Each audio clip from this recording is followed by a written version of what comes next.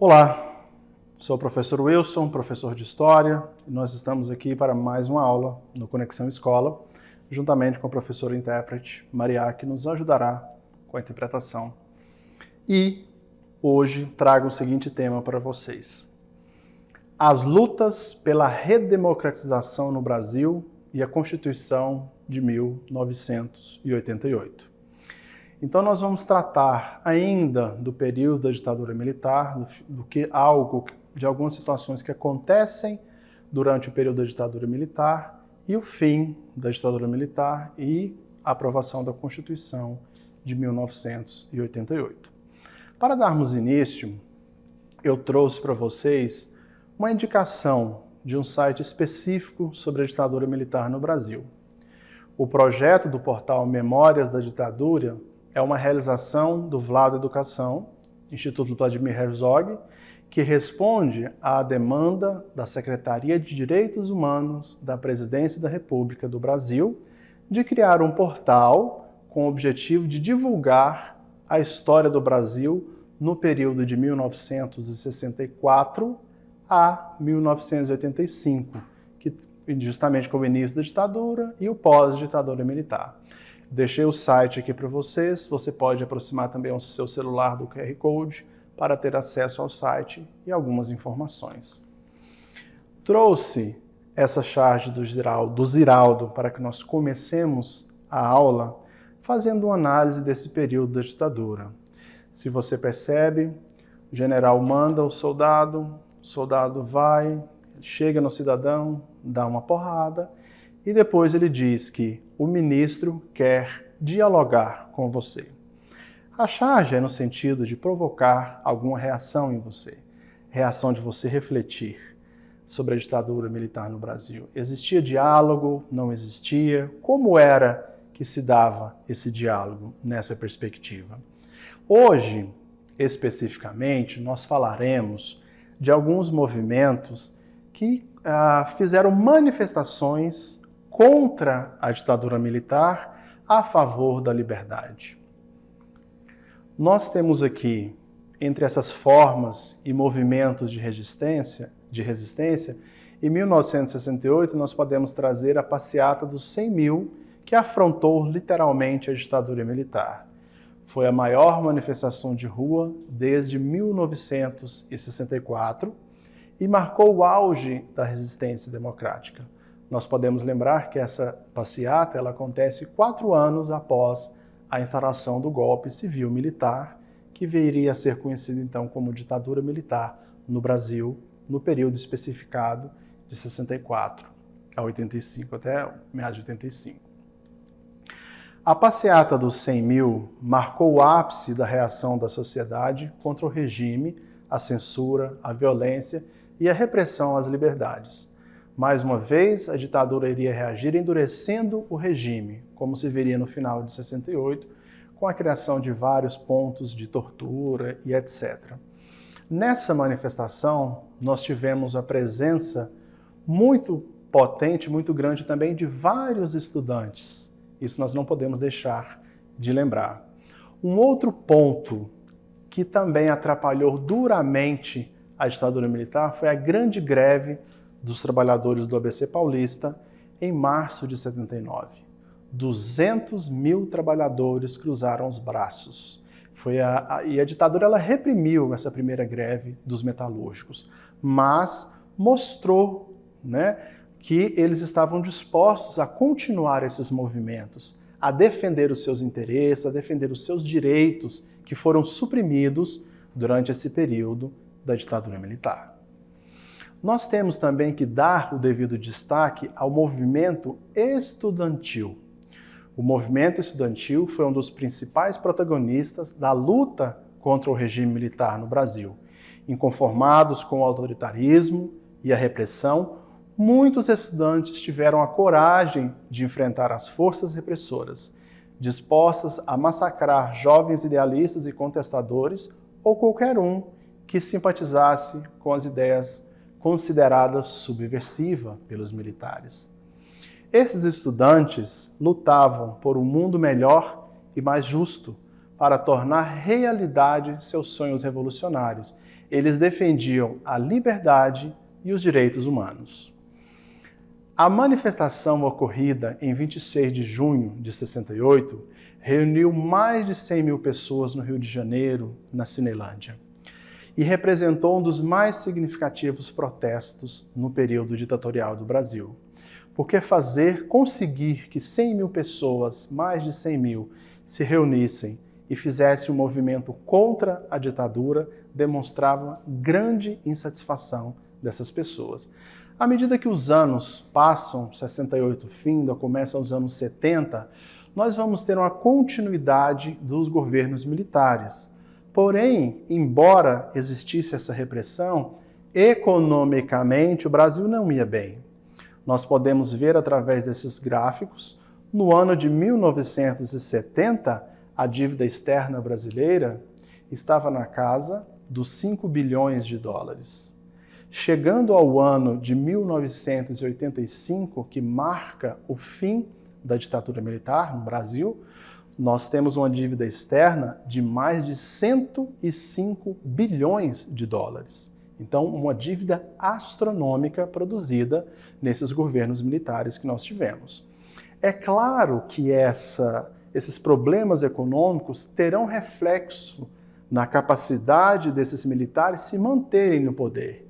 E eles começam, então, a pensar numa forma de saírem de cena e permitir, então, que se retomasse um governo democrático. Trouxe um outro exemplo para vocês também, para que fique claro a situação econômica do Brasil.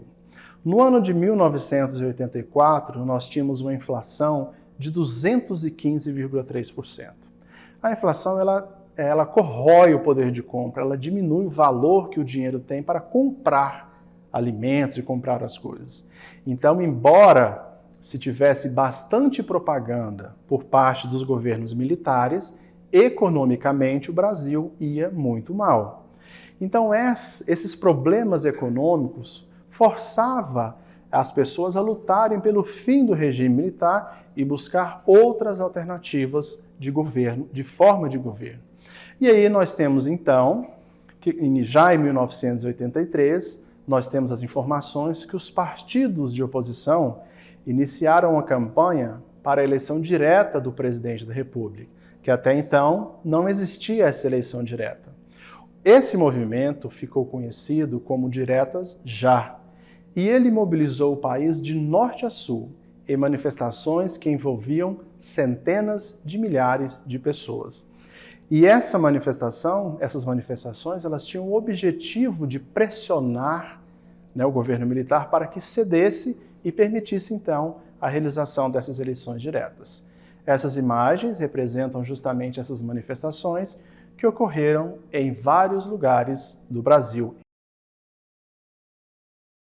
Abaixo a ditadura e o povo no poder, clamando a volta de um regime democrático.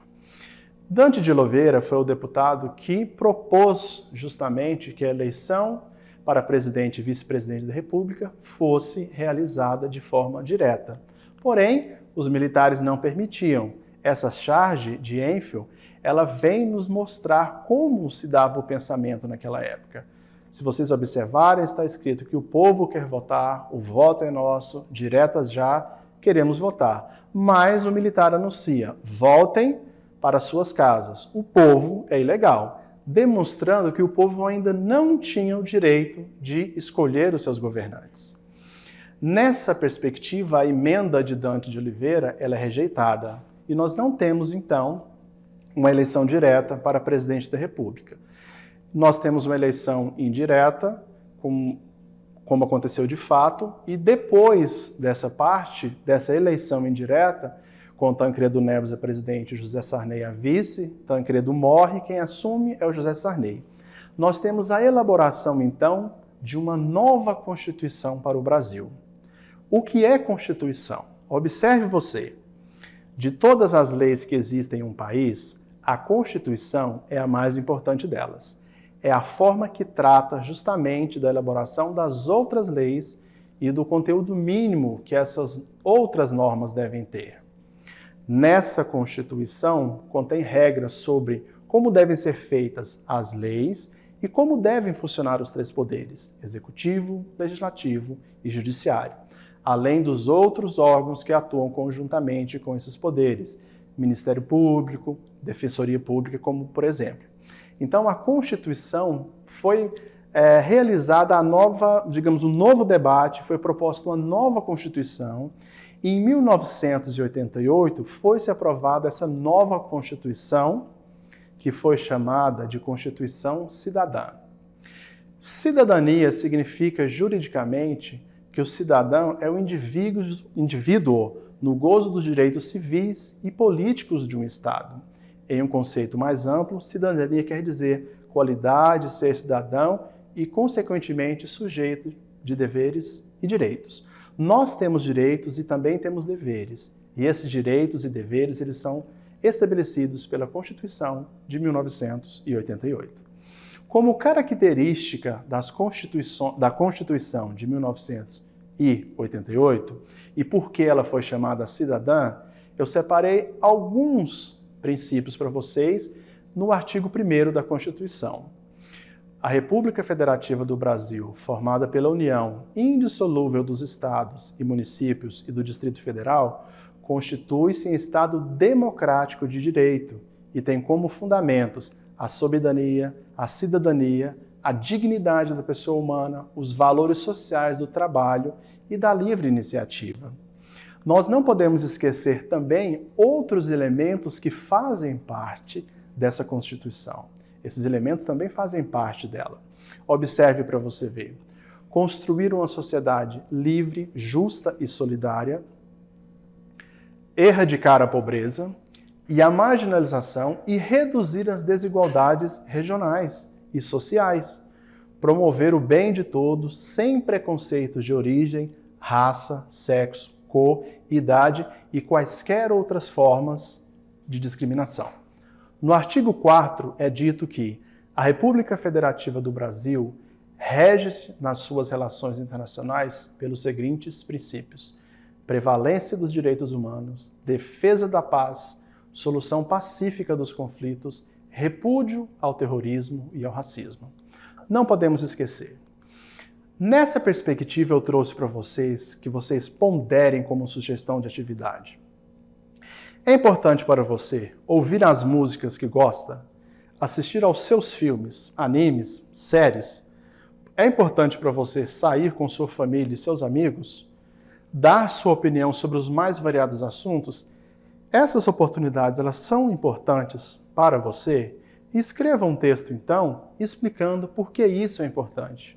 Porque foram essas liberdades que foram suprimidas durante a ditadura militar e que a Constituição de 1988 nos trouxe novamente o exercício da democracia, da liberdade. Essa foi a aula que eu trouxe para vocês hoje, os assuntos que eu trouxe para vocês. Espero que vocês tenham gostado e que vocês possam estar conectados e junto conosco na próxima aula. Até lá!